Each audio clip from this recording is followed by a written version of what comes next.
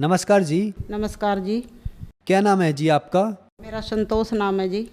बहन जी आप कहाँ से आए हैं? करनाल से आई हूँ जी। बहन जी संत रामपाल जी महाराज से नाम दीक्षा आपने कब ली? 5 जुलाई 2018 को ली जी। संत रामपाल जी महाराज से नाम दीक्षा लेने से पहले क्या आप कोई भक्ति साधना भी करती थी?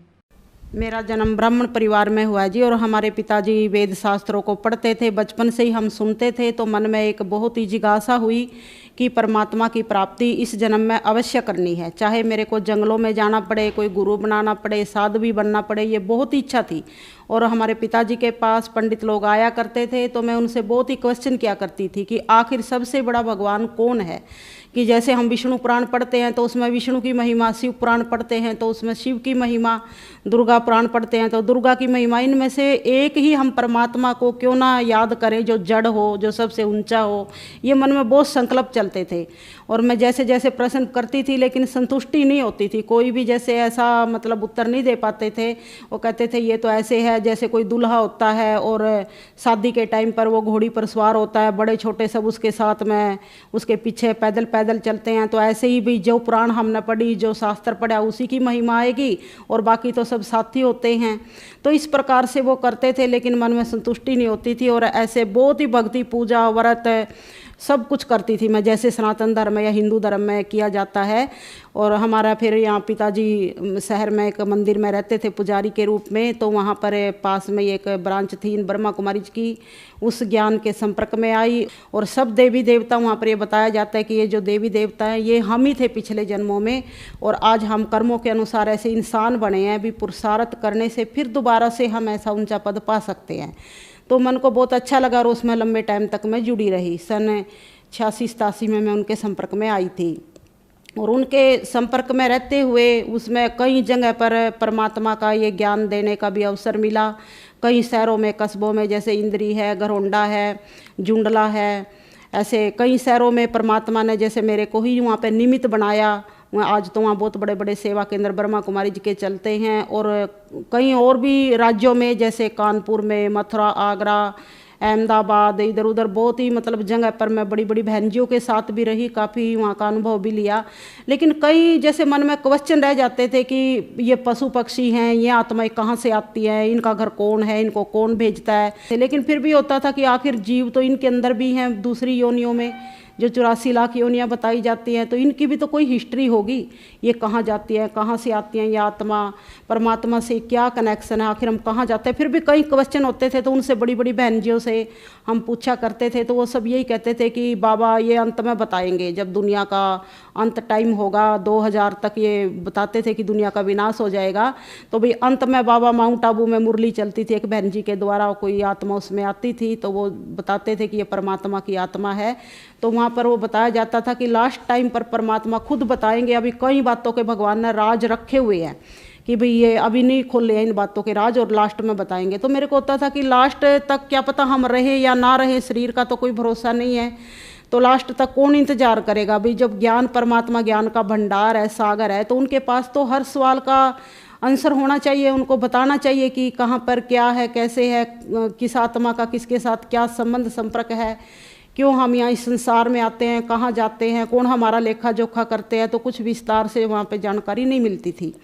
तो ऐसे करते हुए ब्रह्मा कुमारी जी में रहते हुए ही फिर मैं आसाराम जी महाराज का भी, उनसे भी मिली, हरिद्वार में गई एक बार। और फिर ये जो कबीर पंथी अभिलाष महाराज जी हैं, इन्होंने मेरे को बीजक भी दी थी, इनको भी एक बार इनका प्रोग्राम था हरिद्वार में, इनसे भी भेंट हुई। और ये धन धन सतगुरु जी सच्चा सौदा, इनके यहाँ सिरसा में भी गई। तो इस प्रकार से आर्य समाजियों में, जैन धर्म में, मतलब मेरे को ये होता था कि कहीं पर जैसे पूर्ण सच्चाई का पता चल जाए, हर जगह उस परमात्मा की, जैसे ऐसे लगता था कि ब्रह्मा कुमारी जी में पूरी संतुष्टि नहीं होती थी, बल्कि मेरे को सब यही कहते थे भाई तेरा तो है ना बस भटकना ही है, तेरे अंदर में भटकती ही रहती है, इधर उधर घूमती रहती है। लेकिन मैं ऐसे सोचती थी कि दुनिया का कोई भी धर्म ऐसा ना रह जाए कि जिसकी मेरे को जानकारी ना हो, कहाँ पर क्या है भाई मैं उसको पूर्ण रूप से जानूँ, समझूँ और परमात्मा तक पहुँचूँ, ऐसे मेरे अंदर की भावना ही थी। बहन जी आपने बताया कि आपने 30 साल तक ब्रह्मा कुमारी पंथ में प्रचार किया, फिर आप आसाराम जी के पास गए, गुरमीत राम रहीम सिंह जी के पास गए, और आप कबीर पंथी अभिलाष दास जी के भी पास गए। तो फिर आप संत रामपाल जी महाराज की शरण में कैसे आई? जैसे हमारे घर में जी आपको बताया कि बहुत ज़्यादा ऐसा तनाव हो गया था, तो उस बात को लेकर के गुरुजी के अनुयायियों के जो इंटरव्यू होते थे वो मैं सुनती थी। संत रामपाल जी महाराज के अनुयायी जो सुनाते थे तो मेरे को वो बातें इतनी विश्वास नहीं होती थी। ऐसे लगता था कि जैसे ये सब अनपढ़ हैं या अंधश्रद्धा के वशीभूत होकर के ऐसा बोल रहे हैं, या इनको कुछ लालच दे करके ऐसा बुलवाया जा रहा है। ऐसी ऐसी मेरे मन के अंदर भावनाएं आती थी। लेकिन उसमें कोई पढ़ा लिखा अच्छा मतलब ऐसे दिखता था हिसाब से, तो उस भाई बहन का मैं सुन लेती थी। और ऐसे करते करते उनका जब सुन करके मेरे को ऐसे वो भी चमत्कार की बातें सुनाते थे कि संत रामपाल जी से जुड़ने से हमारे यहाँ ऐसा चमत्कार हो गया, मेरी ये बीमारी ठीक होगी, हमारे साथ ऐसा हो गया। तो मेरे को लगा कि भगवान तो ऐसे सही सब कुछ कर सकता है, बदल सकता है, अभी हुआ होगा इनके साथ में ऐसा। तो मेरे अंदर भावना बहुत ज़्यादा बढ़ती चली गई। और हमारे घर में जैसे ये अचानक ऐसे कोई भूत प्रेत की बाधा आ गई, तो मैंने भी मन के अंदर ये परमात्मा से, संत रामपाल जी महाराज से यही प्रार्थना की कि हे गुरुजी, जब आप दुनिया के इतने कष्ट मिटा रहे हो, सबको इतनी आपके नाम लेने से, आपके ज्ञान सुनने से सुख आराम मिल रहा है, तो हम भी उसी दुनिया के अंदर हैं। हम आपसे ना धन माया कुछ नहीं मांगते, बस इस आत्मा को थोड़ा शांत कर दो, जो मेरी सहयोगी आत्मा है पति के रूप में, इसको थोड़ी शांति दे दो ताकि हम चैन से सांस ले सकें। ऐसी मैंने एक मन में संकल्प किया, परमात्मा से प्रार्थना लगाई। और 2-4 दिन के अंदर तो मैंने ऐसा चमत्कार देखा कि जो कभी मतलब सुनता भी नहीं था किसी की बातें, वो टीवी के आगे बैठ करके ज्ञान सुनने लगे गुरुजी का। और 1 हफ्ता सुनते सुनते उनके मन में कुछ ऐसी प्रेरणा होगी, गुरुजी संत रामपाल जी महाराज ने ऐसा कुछ उनका परिवर्तन कर दिया दिमाग का कि खुद ही बोलने लगे कि भी इन गुरुजी का कई नंबर लेकर के इनके आश्रम का पता लगाओ, और अगर इन गुरुजी को तुम गुरु बनाओगी या नाम लोगी तो मैं भी इनका नाम लेने को तैयार हूँ। तो ऐसे करके मैंने फ़ोन मिलाए इधर उधर करके, जब पता चला कि भी हमारे पास में हरियाणा में कौन कौन से ये नामदान केंद्र हैं, और कुरुक्षेत्र में फिर मेरी कोई भावना ऐसी नहीं थी कि मैं नाम लूँगी, क्योंकि मैं तो अपने आप को एक बहुत ही जैसे सर्वानंद जी की तरह ऐसा समझती थी कि मैं तो इतने बड़े बड़े गुरु महात्माओं से मिली हूँ, मेरे अंदर तो खुद ही इतना ज्ञान है, मैं गुरु तो किसी को बनाऊँगी नहीं, लेकिन सुनना मेरे अंदर सबकी एक मेरी भावना थी कि भी सबकी मैं सुनूँ कौन क्या कहता है। तो ऐसे में उनके साथ आकर के भी चलो ये नाम लेंगे तो अच्छी बात है। और इनके साथ में मैं भी कभी इनका ना मैंने आश्रम देखा था संत रामपाल जी महाराज का, ना कभी इनके साक्षात दर्शन किए थे, ना किसी इनके अनुयायी से कभी मिली थी, और ना कोई मैंने बुक भी नहीं पढ़ी थी इनकी। एक बुक कभी मेरे को मिली थी 1 साल पहले, लेकिन वो ऐसे ही दबा करके रख दी थी, उसको पढ़ भी नहीं पाई थी, क्योंकि वो ज्ञान मेरे समझ में ही नहीं आया था। क्यों, हमारे को ब्रह्मा कुमारी जी में तो कुछ और ही टाइप का ज्ञान दिया जाता था, तो इस कारण वो मेरी बुद्धि इतना नहीं समझ सकी और मैंने उसको ऐसे ही रख दिया था। लेकिन जब मैं यहाँ कुरुक्षेत्र में पतिदेव के साथ में आई और उन्होंने नाम लेने के लिए वो तैयार हुए बैठे, तो मैं भी साथ में ही बैठ गई। और मन में ऐसे ही मतलब इतने हल्के रूप से मैंने नाम लिया था कि भाई चलो देख लेते हैं, आज तक कोई ज़िंदगी में ऐसा कोई मन से गुरु नहीं बनाया है, तो भी शायद कुछ हमारा उद्धार हो जाए। वैसे भी दुनिया कहती है भी गुरु बनाना जरूरी है, बिना गुरु के उद्धार नहीं है, मुक्ति नहीं है। संत रामपाल जी महाराज गुरु जी का ये नामदान लिया। मैं जी, हमने सुना है कि जो भी श्रद्धालु संत रामपाल जी महाराज से नाम दीक्षा लेते हैं उनको बहुत सारे लाभ प्राप्त होते हैं। क्या आपके साथ भी कुछ ऐसा ही हुआ कि संत रामपाल जी महाराज से नाम दीक्षा लेने के बाद आपको भी कुछ लाभ प्राप्त हुए? हाँ जी, बिल्कुल। पहली बात तो ये है कि मेरे अंदर जो एक ज्ञान की तड़प थी, ज्ञान की इच्छा थी कि परमात्मा कौन है, कहाँ है, उसे कैसे मिला जाए, ये देवी देवता की क्या हिस्ट्री है, ये कैसे बनते हैं, कहाँ रहते हैं, मतलब इतने अलग अलग टाइप के ज्ञान सुन करके है ना, मेरी मन की जो स्थिति थी ऐसी हो गई थी कि बिल्कुल मैं इस जन्म में तो परमात्मा तो मिलना दूर रहा, मैं बिल्कुल मेंटल पागल हो जाऊँगी और पागल खाने में ही चली जाऊँगी इस ज्ञान के चक्कर में। क्योंकि इतने टाइप के ब्रह्मा कुमारी जी में से भी कम से कम 10-12 ऐसे ग्रुप बने हुए हैं, ऐसी उनके अंदर से अलग अलग शाखाएं निकली हुई हैं। कहीं विष्णु का अवतार, कहीं शंकर का अवतार, कहीं ब्रह्मा का अवतार, कहीं इंद्र का अवतार, कहीं दुर्गा का अवतार। उन सब के अलग अलग ज्ञान सुन सुन के बिल्कुल आत्मा है ना भ्रमित हो गई थी। और कोई किसी का पक्का अनुयायी था, कोई किसी का था, तो वो अपने के ही गुण गाते थे, निरपक्ष भाव से कोई बात ही नहीं करता था, ना कोई समझता था। तो मेरे को ये होता था कि कौन मेरी इन बातों का जवाब देगा, कौन मेरे को सेटिस्फाई करेगा। इस जन्म में तो मेरे को ये ज्ञान से बिल्कुल भी मैं सेटिस्फाई हो ही नहीं सकती, ऐसा मन में एक विचार था। लेकिन जैसे ही मतलब गुरु जी के इस ज्ञान में आगे आगे बढ़ती चली गई, सुनते रहे, किताबें भी पढ़ी, तो वैसे वैसे मतलब परमात्मा के ऐसे लगा कि बिल्कुल अब पूर्ण परमात्मा की प्राप्ति हो गई है। ये पहले हमें जो ज्ञान था ब्रह्मा कुमारी जी में शिव परमात्मा के बारे में बताया जाता था, तो वो जैसे गीता में 3 भगवानों का वर्णन आता है, शर पुरुष, अक्षर पुरुष और परम अक्षर पुरुष। तो वो शर पुरुष तक का ज्ञान था। और लेकिन यहाँ पर सारे ही जैसे अनंत अनंत ब्रह्मांडों के बारे में परमात्मा ने खोल करके संत रामपाल जी महाराज के द्वारा ये ज्ञान जो बताया है, इस ज्ञान से मेरी आत्मा को पूर्ण संतुष्टि होगी। और ऐसे लगता था वो ज्ञान मैं कैसे भूल लूँगी जो इतने सालों से मेरे अंदर भरा हुआ है। तो वो ज्ञान धीरे धीरे जैसे जैसे ये सुनती चली गई परमात्मा संत रामपाल जी महाराज का ज्ञान, और वो ज्ञान अपने आप ही बाहर निकलता चला गया। अब बिल्कुल भी मेरे को याद करने से भी वो ज्ञान याद नहीं आता, और मेरी बिल्कुल शरीर भी ठीक है और मेरी आत्मा भी बिल्कुल शांत है। अब कहीं मेरी आत्मा में जैसे पहले होता था कि वहाँ पर कोई अवतार है, वहाँ पर कोई महात्मा है, वो ज्ञानी ध्यानी है, बस मन में होता था कि जाऊँ उसके पास सुनूँ जा करके क्या ज्ञान है। अब कोई ऐसी मन में इच्छा नहीं है कि कहीं ज्ञान सुनूँ। अब ये लगता बस यही भगवान का दर है और यही पूर्ण परमात्मा है। अगर यहाँ पर कोई इच्छा अधूरी रहेगी तो कहीं पूरी हो ही नहीं सकती। सारी इच्छाएं जैसे यहीं पर पूर्ण होंगी, अगर थोड़ा बहुत मन में कुछ रहता भी है असल तो सारा पूरा ही हो चुका है। और एक हमारा बच्चा है, बेटा है, तो वो मतलब बिल्कुल ही पढ़ाई में नील था, बिल्कुल भी कोई दिलचस्पी नहीं रखता था, और अब +2 में था। तो अब खुद ही कहता है कि मैंने इस साल कापियाँ तक भी नहीं बनाई, और इतना मतलब नाम तो ले लिया था उसने जैसे तैसे कहने सुनने से, लेकिन पढ़ाई में उसकी कोई रुचि नहीं थी। तो मन में यही था कि परमात्मा ही करेंगे, जो कुछ करेंगे, जो कुछ भी करेंगे वो अच्छा ही करेंगे, अगर फेल भी होगा तो अच्छा ही होगा। उसको खुद ही था कि मैं पास तो हो ही नहीं सकता, इसमें होता ही नहीं। और पढ़ाई में उसकी बिल्कुल भी आगे पढ़ने की भी कोई इच्छा नहीं थी, ज़बरदस्ती स्कूल जाता था। लेकिन सतगुरु रामपाल जी महाराज की कृपा से, कबीर भगवान की कृपा से वो बच्चा बिल्कुल पास हो गया है, और उसको इस ज्ञान में भी पूर्ण रुचि है। वो भी नाम का जाप करता है, अब उसको भी सतनाम मिलने वाला है। और जो हमारे हस्बैंड है, पति है, वो भी इस ज्ञान में पूरी आस्था रखते हैं, मेरे से भी ज़्यादा रखते हैं। वो तो पूरा 2-3 टाइम बैठ करके 1-1, 1.5 घंटा मंदिर के हमारा सामने बैठ करके परमात्मा का ये आरती वगैरह सारा मतलब नियम से करते हैं, पूरे पक्के नियम के हैं। और किसी भी गुरु महात्मा की, जैसे मैं कोई कभी इधर उधर देख भी लेती हूँ, भाई थोड़ा सा पढ़ूँ किसने क्या कहा, क्यों सबका लिटरेचर मेरे पास में है जैसे, लेकिन वो बहुत मतलब इस बात का वो करते भी अब हम बस परमात्मा से ही जुड़ गए हैं। संत रामपाल जी महाराज की बुकों के सिवाय हमने किसी की बुकें नहीं पढ़नी है, ना सुननी है, बस इसी में हमें चलना है, और हमारे घर में उसी से सुख शांति आई है, ऐसा मतलब मेरे को भी वो प्रेरणा देते हैं। जैसे हमारे पति थे, बहुत ही ज़्यादा मतलब इतना घर में क्लेश रहता था, और हमारा घर बिल्कुल नरक जैसे बन गया था, और इतना रो रो के जैसे खून के आंसू रोने पड़ते थे। ऐसा लगता था कौन हमारे घर को संवारेगा, परमात्मा के सिवाय भी। ऐसे होता था कई बार परमात्मा जिस भगवान ने इस आत्मा को बनाया ना, वो भी इसको चेंज नहीं कर सकती। लेकिन संत रामपाल जी महाराज के ज्ञान में आने से, परमात्मा के जुड़ने से उनके अंदर बहुत ही परिवर्तन है। और मतलब मैं सोच भी नहीं सकती थी, मेरे लिए तो सबसे ज़्यादा यही बड़ा चमत्कार है कि वो किसी भी धार्मिक लाइन में मेरा सहयोग नहीं देते थे, और विरोध ही करते थे, और सबको गालियाँ ही देते थे गुरु महात्माओं को। लेकिन संत रामपाल जी महाराज ने उनकी बुद्धि को बिल्कुल चेंज कर दिया है, आज वो बिल्कुल एक देवता की तरह बन गए हैं। तो मेरे लिए बहुत बड़ी ये चमत्कार की बात है जो हमारे घर में ही घटित हुई है। और जैसे जैसे फिर मेरे ही शरीर पर भी इतनी दवाइयाँ खाती थी, पूरा थैला साथ में लेकर बैठती थी, उठती थी कि अब ये खानी है, घंटे बाद ये खानी, आधे घंटे बाद ये खानी, इतनी दवाइयाँ, पता नहीं क्या क्या, कहीं गैस की, कहीं किसी दर्द की, कहीं बीपी की, कहीं शुगर की, कहीं ताकत की, खड़ा ही नहीं हुआ जाता था, चक्कर आते थे, इतनी मतलब दवाइयाँ खाती थी दुनिया भर की। ऐसा लगता था अब मेरा इन बीमारियों से, इन दवाइयों से छुटकारा नहीं हो सकता।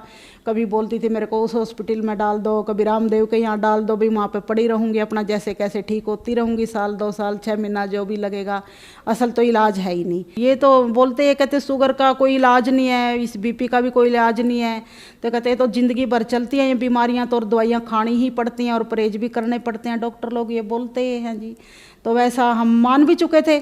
और फिर जैसे धार्मिक संस्थाओं में जाते थे, ब्रह्मा कुमारी जी में भी ये कहते हैं भी कर्म का जो लेखा जोखा है पिछला, वो तो ये हमारे कर्मों के आधार से हमारे यहाँ बीमारियाँ लगी हुई हैं, कोई हमारे शरीर में कमी आ जाती है, ये तो हमें कर्मों के आधार से भोगना ही पड़ेगा, इसको तो कोई काट ही नहीं सकता। भाई जो वहाँ पे जो शक्ति आके जो आत्मा कोई ज्ञान बोलती थी, वो भी कहती थी मैं इसमें कोई चेंज नहीं कर सकता, ये तो तुम्हारे कर्म का हिसाब किताब है। लेकिन यहाँ पूर्ण परमात्मा ने संत रामपाल जी के द्वारा जो ज्ञान दिया है, वो उसमें पूरा ही हमारे शरीर की बीमारियां भी खत्म हो गई, दवाइयां भी छूट गई, और हमारे घर में सुख शांति भी आ गई।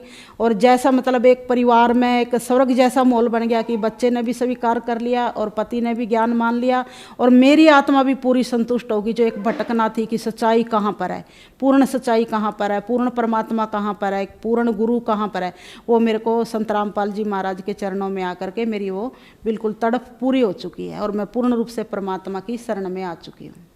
बहन जी, हम आपसे एक सवाल पूछना चाहेंगे कि इस चीज को आपसे बेहतर कौन जानता है। आपने 30 साल तक ब्रह्मा कुमारी पथ में रहकर रिसर्च की भक्ति पर, फिर आप आसाराम जी के पास गए, गुरमीत राम रहीम सिंह जी के पास गए, अभिलाष दास जी के भी पास गए। आपके मन में रहता था कि ये आत्माएं कहाँ से आती हैं, कहाँ जाती हैं। फिर आप संत रामपाल जी महाराज की शरण में आए, आपको इन सब बातों की जानकारी मिली। तो हिंदू धर्म के कुछ श्रद्धालु कहते हैं कि संत रामपाल जी महाराज ब्रह्मा विष्णु महेश की भक्ति छुड़वाते हैं। ऐसे ही मुस्लिम धर्म, सिख धर्म, ईसाई धर्म के श्रद्धालु कहते हैं कि संत रामपाल जी महाराज हमारे धर्म की भक्ति छुड़वाते हैं। तो इसके पीछे क्या सच्चाई है? क्या संत रामपाल जी महाराज से नाम दीक्षा अगर किसी धर्म के व्यक्ति को लेनी है तो उन्हें क्या अपने धर्म की भक्ति छोड़नी पड़ेगी?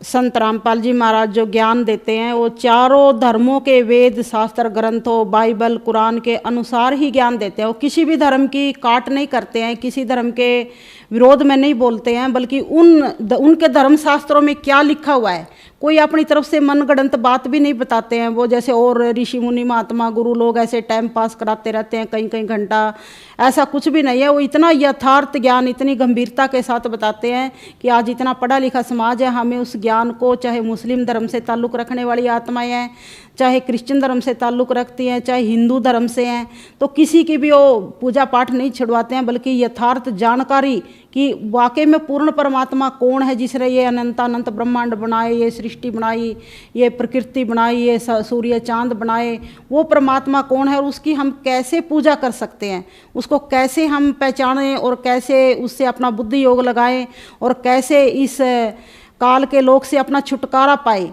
कोई भी आज कोई भी धर्म में देखो हम जाते हैं तो ये नहीं कोई भी क्या गारंटी ले सकता, कोई भी ये ज्ञान नहीं देता है कि तुम इस जन्म मरण से भी छुटकारा पा सकते हो, तुम इन कर्म बंधनों से भी छुटकारा पा सकते हो। कहते हैं सब कर्मों का हिसाब भोगना ही पड़ेगा, ये तो जन्म मरण का जो चक्कर है ये तो अनंत कोटि जन्मों से हम ऐसे ही भोगते आ रहे हैं। हमारे ऋषि मुनि भी सब बड़े, हमारे बड़े बड़े बुजुर्ग सब ऐसे ही इस भवसागर में गोते खाते आ रहे हैं, तो हमें भी ऐसे ही चलना है, हम उनसे बढ़ के क्या कर सकते हैं। लेकिन पूर्ण परमात्मा कबीर साहिब ने संत रामपाल जी महाराज के द्वारा हमको ये ज्ञान दिया है कि हम इन देवी देवताओं की किस ढंग से पूजा करें, यथार्थ पूजा भक्ति क्या है, ब्रह्मा विष्णु शंकर की, दुर्गा माता की, काल ब्रह्म की, किस तरह से उन मंत्रों के माध्यम से कैसे हम उनको खुश रख सकते हैं और फिर उन पर जो टहनियों पे फल लगेंगे। संत रामपाल जी महाराज किसी भी धर्म की पूजा नहीं छुड़वाते हैं, बल्कि उनके ही धर्म ग्रंथों में क्या लिखा है उसको स्पष्ट करके विधिवत पूजा करवाते हैं और कैसे हम उस पूजा से मुक्ति प्राप्त करें, ये परमात्मा के द्वारा, संत रामपाल जी महाराज के द्वारा पूर्ण शिक्षा मिलती है। तो सभी भाई बहनों से मेरा ये अनुरोध है, मेरी प्रार्थना है कि संत रामपाल जी महाराज के ज्ञान को कम से कम 2-4 महीना अवश्य सुन कर देखें। नाम तो आप जब आपको अच्छी तरह समझ में आ जाए भले तभी ले, लेकिन इस ज्ञान को समझे। मनुष्य योनि में, मनुष्य योनि तो एक अहम योनि है और योनियों की अपेक्षा, क्योंकि इस योनि में ही हम परमात्मा के ज्ञान को समझ सकते हैं। अगर ये अवसर हमने खो दिया तो फिर कभी भी हमको ये अवसर ज़िंदगी में नहीं मिलने वाला। इसलिए परमात्मा संत रामपाल जी महाराज के द्वारा जो ज्ञान दे रहे हैं, इस ज्ञान को आप घर बैठे टीवी के माध्यम से, आजकल तो इंटरनेट फ़ोनों के माध्यम से, बुकों के माध्यम से कैसे भी हासिल करके इस ज्ञान को सुन के, समझ के और अपने मनुष्य जीवन का जो आपका लक्ष्य है उस लक्ष्य को पा सकते हैं। बहन जी, पहले आप 1986 से ब्रह्मा कुमारी पंथ से जुड़े रहे, उसके बाद आप आसाराम जी के पास गए और भी बहुत सारे गुरु आपने बनाए। तो क्या आपने कोई गलती तो नहीं की? क्योंकि लोग कहते हैं कि गुरु नहीं बदलना चाहिए, गुरु बदलना पाप है। जैसे कई लोग कहते हैं कि गुरु नहीं बदलना चाहिए, ये गलत हो जाता है। अगर गुरु बदलेंगे तो गुरु तो एक ही होता है। जैसे कई उदाहरण देते हैं कि भी जैसे पति होता है, खसम होता है, तो एक ही होना चाहिए, कहीं नहीं हो सकता। इसी प्रकार से वो गुरु की तुलना करते हैं। लेकिन गुरु जी के माध्यम से हमें ये इस बात की जानकारी मिली है कि अगर एक गुरु के पास हमें पूर्ण ज्ञान नहीं मिलता है, पूर्ण मुक्ति की प्राप्ति नहीं होती है, तो गुरु बदलने में जैसे कोई मरीज होता है, अगर हमारा एक डॉक्टर से इलाज नहीं होता है तो हम दूसरा डॉक्टर बदलते हैं, तीसरा बदलते हैं, चौथा बदलते हैं, कई बदलने पड़ते हैं क्योंकि हम अच्छा होने की कामना रखते हैं। तो इसी प्रकार से गुरु भी हम बदल सकते हैं। परमात्मा कबीर साहिब ने भी ये गुरु जी के माध्यम से भेद खोला है कि भी हम गुरु बदल सकते हैं और गुरु बदलने में ही हमारी जब भलाई है, हमको उससे अच्छी ज्ञान मिलता है, अच्छी प्राप्ति होती है, तो इसलिए हमें गुरु बदलने में कोई बुराई नहीं है। बहन जी, जो श्रद्धालु आज आपको देख रहे हैं, आप उन्हें क्या संदेश देना चाहेंगी? जो भी गुरु महात्माओं से, किसी से भी, आसाराम जी के अनुयायी हैं, धन धन सतगुरु के अनुयायी हैं, और ख़ास करके जिस ब्रह्मा कुमारी संस्था में मेरा इतना कीमती समय बीता है, उन सभी भाई बहनों के लिए मैं एक यही रिक्वेस्ट करती हूँ कि आप इस ज्ञान को, संत रामपाल जी महाराज के ज्ञान को हल्के में ना लेवें। इस ज्ञान को आप अवश्य समझें, सुने और अपने जीवन